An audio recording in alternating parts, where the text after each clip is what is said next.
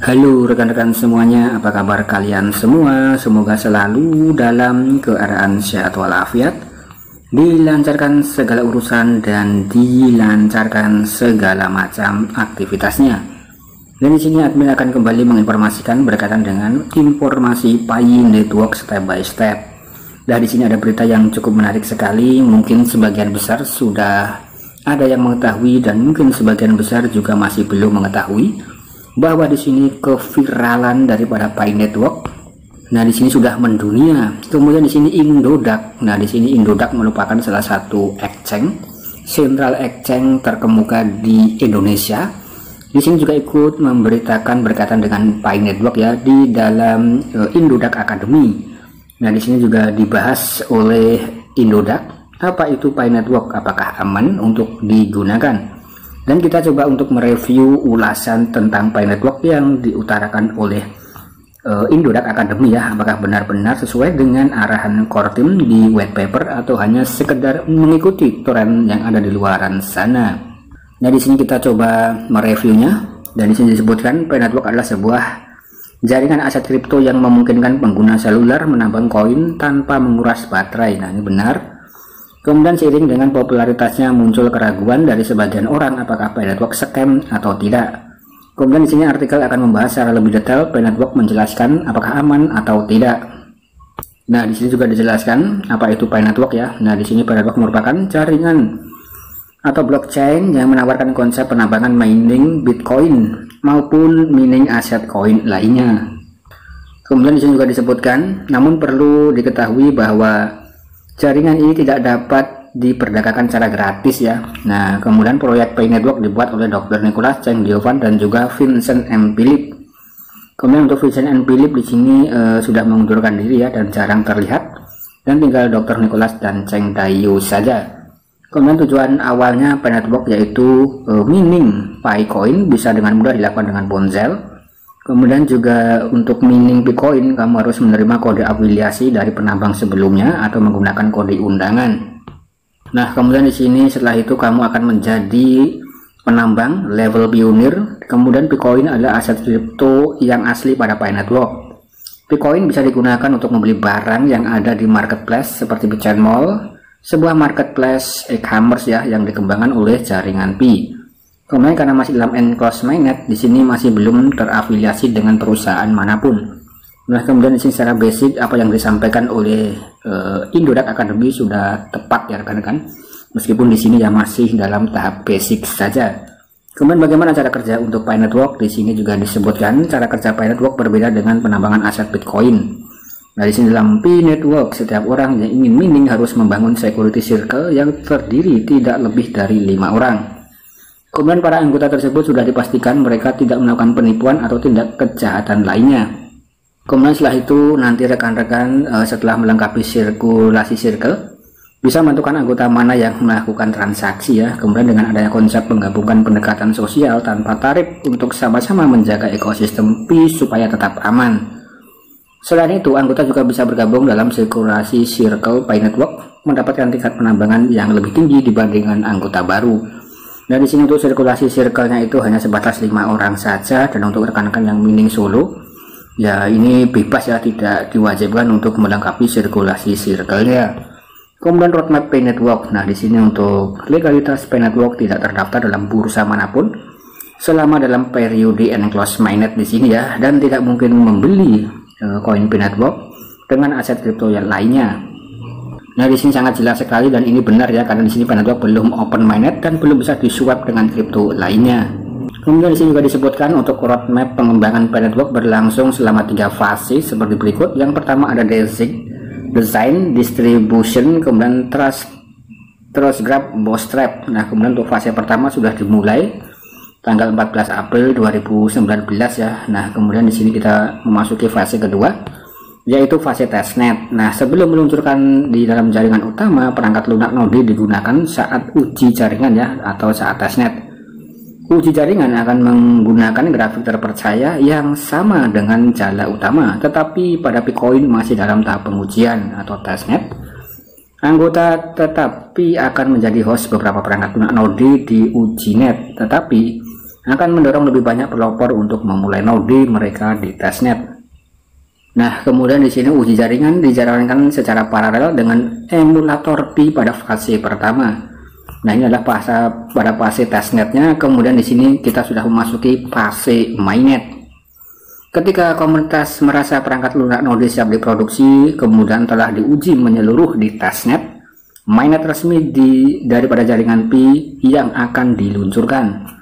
Kemudian detail penting itu bahwa dalam transisi ke mainnet hanya akan sudah tervalidasi menjadi milik pribadi yang berbeda akan diklasifikasikan.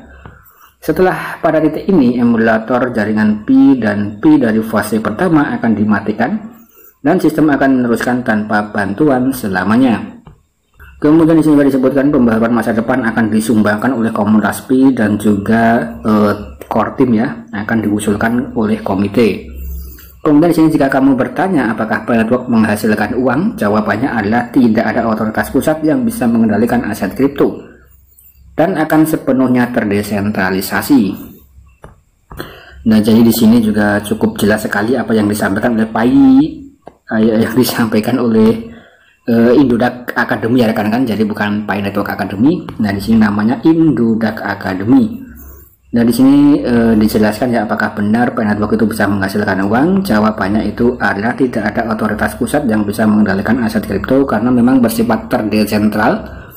Dan ketika rekan-rekan itu sudah memiliki saldo dalam mainnet ya, terutama di situ ketika rekan-rekan sudah KYC, kemudian sudah lolos KYC dan memiliki saldo di mainnet, dan saldo-saldo disitulah yang bisa rekan-rekan gunakan untuk melakukan barter ataupun membeli produk-produk di dalam ekosistem Pi Network itu sendiri ya. Nah, kemudian untuk barter itu sampai hari ini belum ada harga resmi dan masih bersifat harga kesepakatan kedua belah pihak. Nah, maka dari itu untuk harga GCV sangat digencarkan oleh berbagai macam komunitas di berbagai macam penjuru dunia atau di berbagai negara. Kemudian di sini juga ada di negara Korea Selatan untuk event barter di fase enclosed mainnet.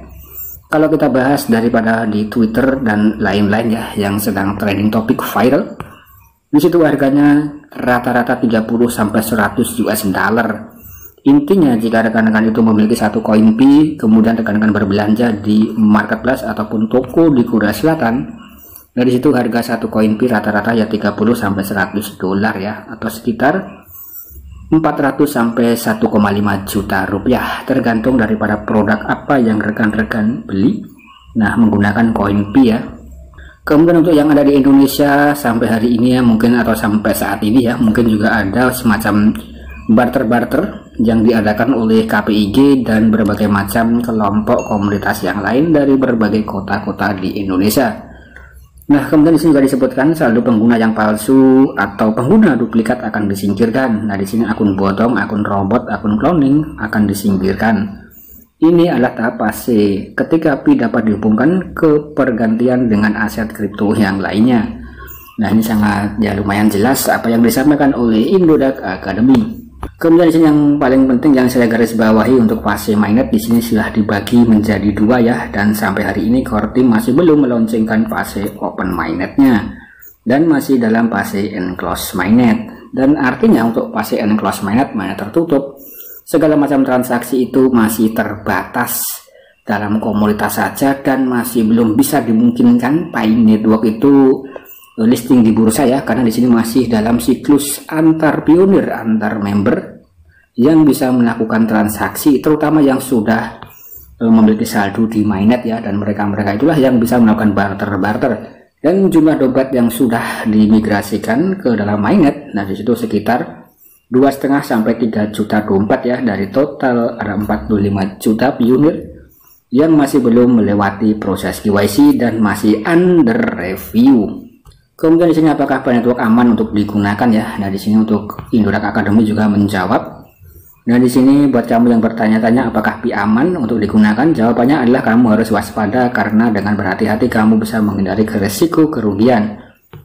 Di Indonesia Pi Network ini masih belum ada terdaftar resmi atau bisa dibilang ilegal. Mau dibilang ilegal, scam, haram, namanya belum open mainnet ya, memang belum terdaftar di mana-mana. Kemudian di sini apakah di sini Pi Network itu aman? Tentu saja ini aman, gratis, tanpa modal. Dan yang pasti nanti ya rekan-rekan jangan sampai mengeluarkan modal apapun, atau jangan sampai menjual koin Pak rekan-rekan, atau membeli koin rekan-rekan semuanya ya. Nah di sini masih dalam fase enclose mainnet. Kemudian untuk yang melakukan barter dan lain-lain yaitu dipersilahkan. Dan di sini juga disebutkan Kementerian Perdagangan Republik Indonesia sudah memastikan P-Network aset kripto yang tidak memiliki izin untuk beroperasi di Indonesia. Nah, jadi di sini sebagai bentuk informasi gambaran untuk rekan-rekan semuanya, apapun yang ada di Indonesia sampai saat ini kita harus memiliki izin ya.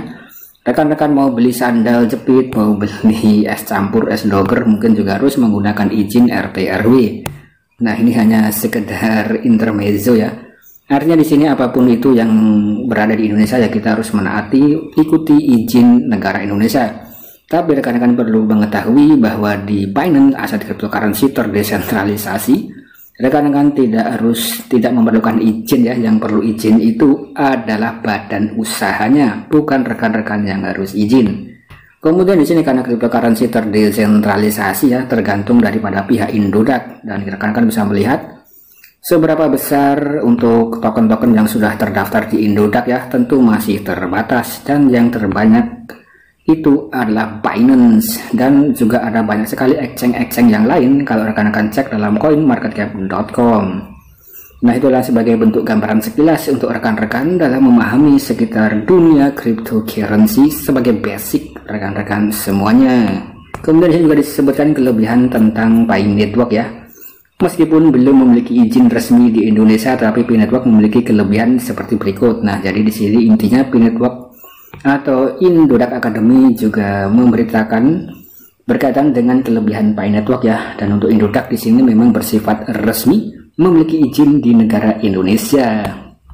Nah, yang pasti di sini untuk P-Network itu terdesentralisasi, artinya di sini tidak ada otoritas pusat yang mengawasi, yang mengatur, dan bersifat tersebar ya. Nah, di sini sangat aman, tidak dapat dirubah dalam bentuk apapun dan tidak dapat ditiru atau dipalsukan ya. Kemudian user friendly, ramah lingkungan, mobile first.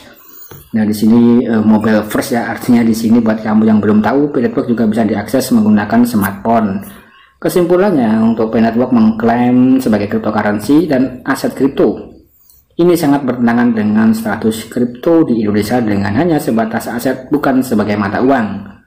Untuk mining Bitcoin kamu harus menerima kode afiliasi dan lain-lain. Kemudian di sini untuk Indodax sendiri memang bisa dikatakan ya seperti channel pemerintah, karena di sini harus sesuai dengan aturan-aturannya. Dan untuk pembayaran dengan menggunakan koin Pi, saya rasa di sini ya masih belum dimungkinkan, karena di sini untuk Indonesia pembayarannya itu menggunakan rupiah, kurang lebih seperti itu ya.